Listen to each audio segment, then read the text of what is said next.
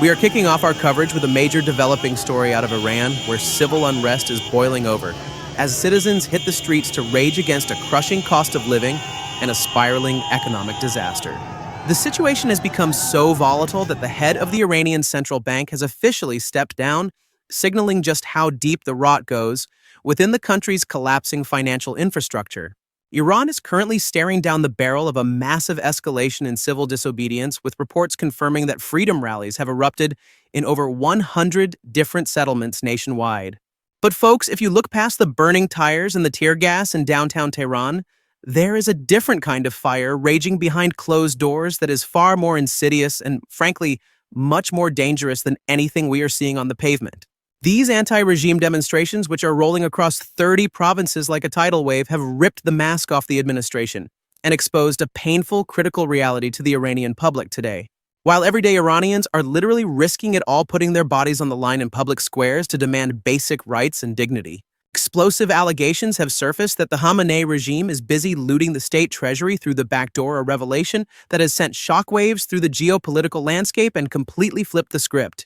In a move that signals total systemic failure, one of the oldest and most dominant private banking institutions in Iran has officially declared bankruptcy. So picture this: on one side, you have families struggling just to put food on the table, and on the other, you have reports of $5.2 billion vanishing from the books. That massive sum of money has simply evaporated into the ether, and today we are going to peel back the layers of this conspiracy to show you exactly what is happening behind the curtain. We're going to break down every dirty detail regarding billions of dollars in unsecured loans that were handed out like candy through the regime's now insolvent financial arm, Hyundai Bank. We are talking about literal tons of gold allegedly being smuggled out to Russia by Khamenei's inner circle, along with horrific revelations buried in secret collapse dossiers leaked straight from the central bank. But before we dive into the nuts and bolts of this grand heist, we need to address the reports flooding in that more than 50 banks and government institutions across the nation have been targeted.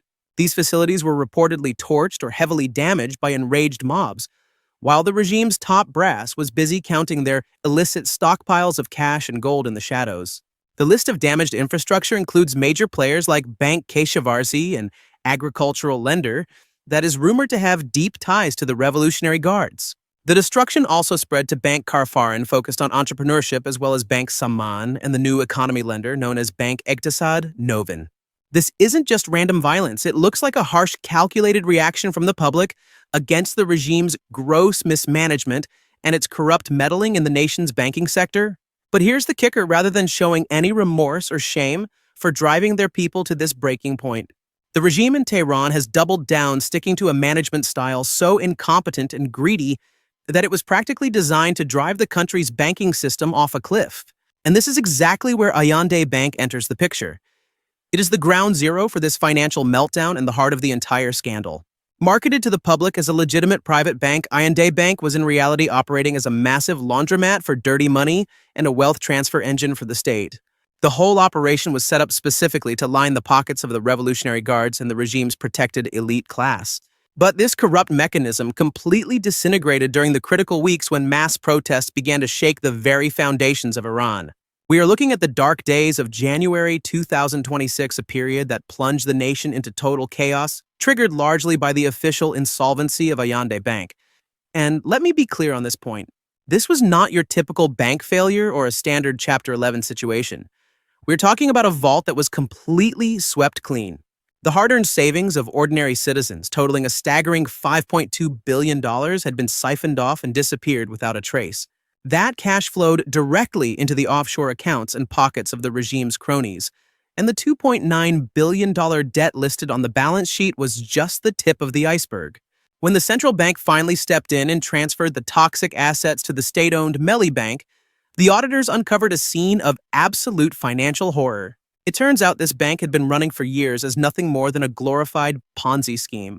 They were using new deposits to pay off old investors, while the real heavy-hitting funds were being dumped into dead-end projects that would never see a return on investment. As our forensic analysis went deeper, the trail of missing funds led us straight to some of the shadiest operators within the regime's hierarchy. High-profile businessmen linked to the state, like Ali Ansari, who was the public face of the bank, were actually just straw men covering for the real power players. The data indicates that over 70% of the bank's loan portfolio was funneled directly to companies connected to the bank itself, mostly for massive unrecoverable construction boondoggles like the Iran Mall. But do you want to know what makes this situation even more alarming? A staggering 98% of the loans issued by this bank were classified as non-performing, which is just a fancy way of saying they were in total default. For context, in any healthy banking system, that ratio shouldn't be higher than 5% yet. The regime handed out $1.3 billion in bad paper.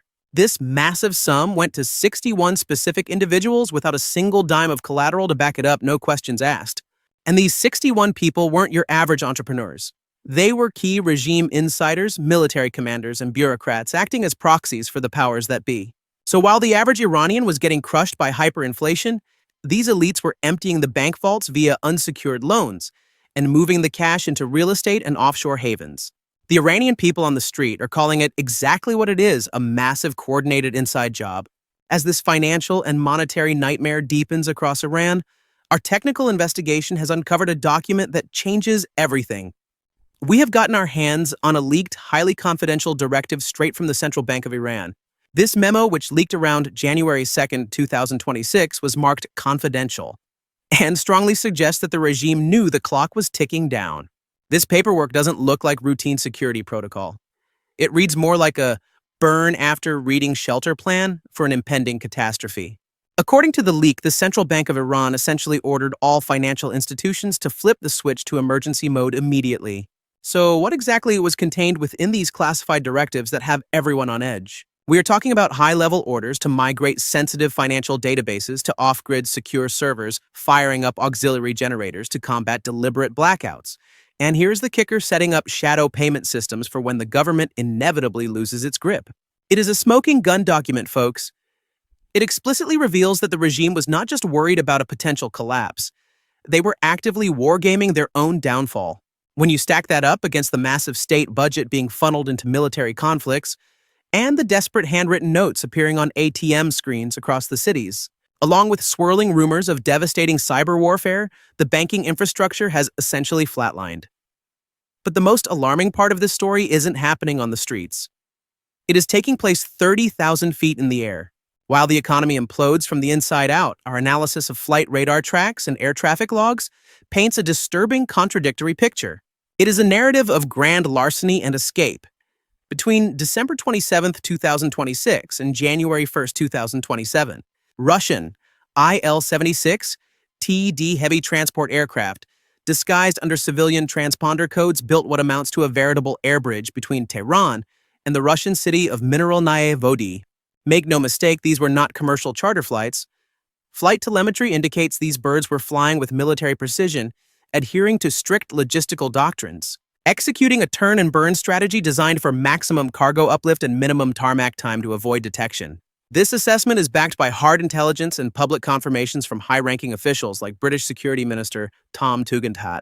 The flight manifests tell the tale. Inbound flights were stuffed with munitions for Tehran, but the return legs were taking off near maximum takeoff weight, visibly struggling to gain altitude. The million-dollar question, or perhaps the billion-dollar question, is what exactly was weighing those planes down? Analysts believe we are watching the regime's Plan B in real time. We are talking about Iran's sovereign wealth, gold bars, and pallets of hard foreign currency being evacuated.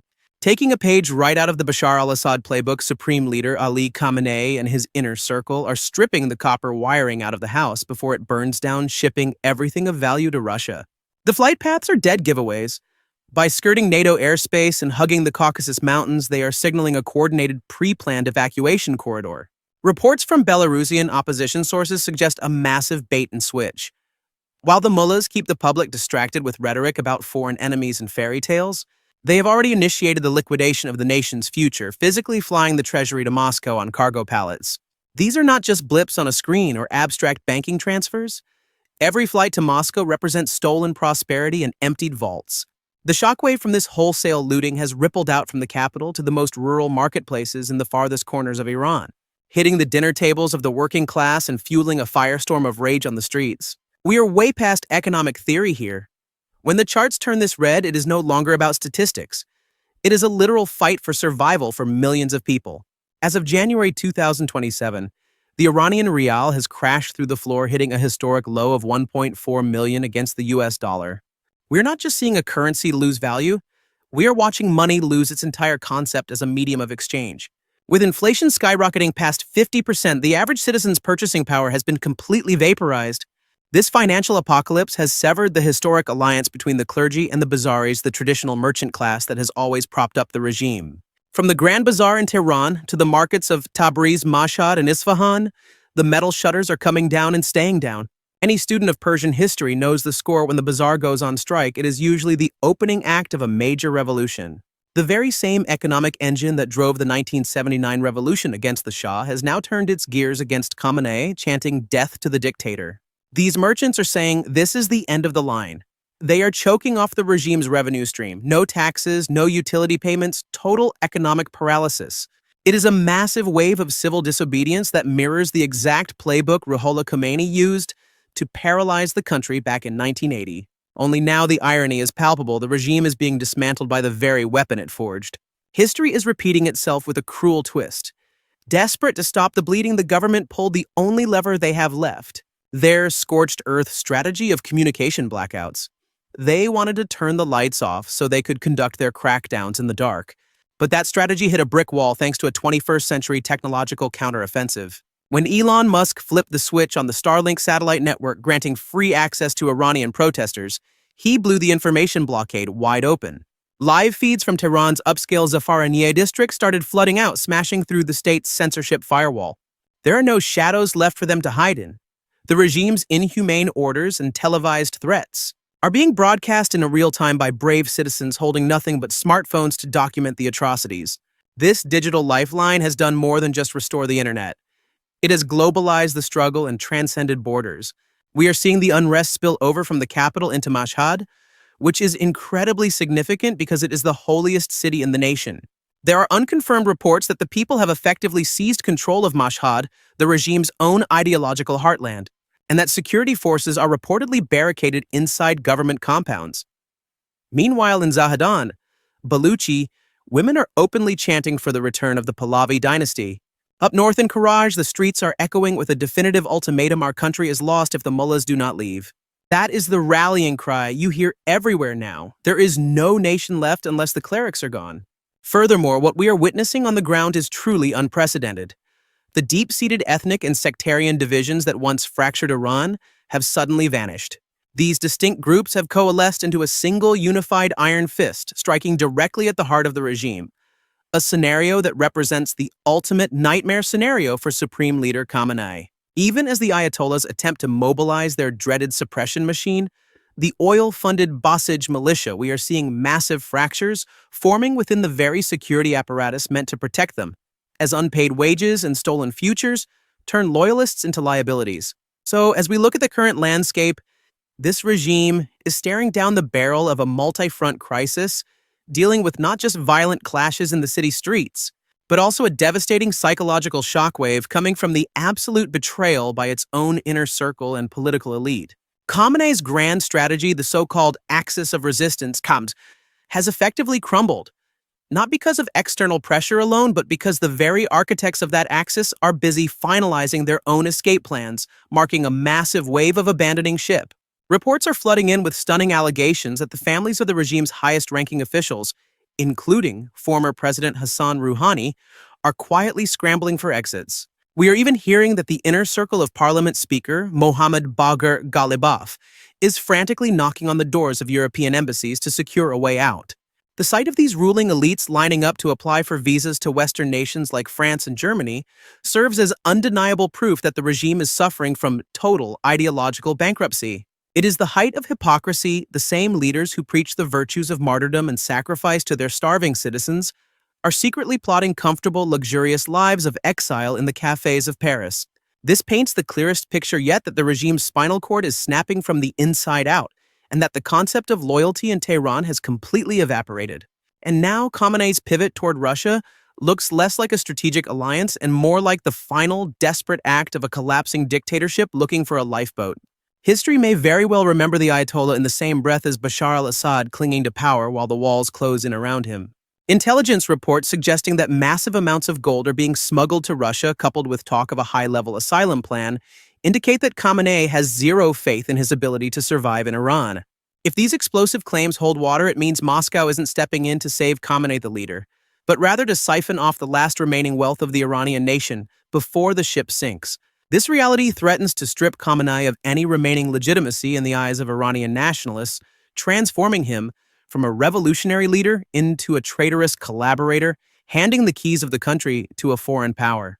Then you have President Trump making sarcastic yet deeply informed comments suggesting that Khamenei is packing his bags, which tells us something crucial. It signals that Washington is fully aware of these exit strategies. The intelligence community is watching every move, and the U.S. has eyes on this unfolding escape plan.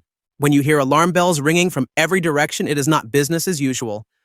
Khamenei finds himself besieged by an angry populace at home and entirely at the mercy of the Kremlin abroad. But beyond the crumbling political structure and the draining of the treasury, there is another battlefield where the regime is losing badly. We have to talk about the digital revolution and the massive innovations happening right now on social media platforms that are driving this movement.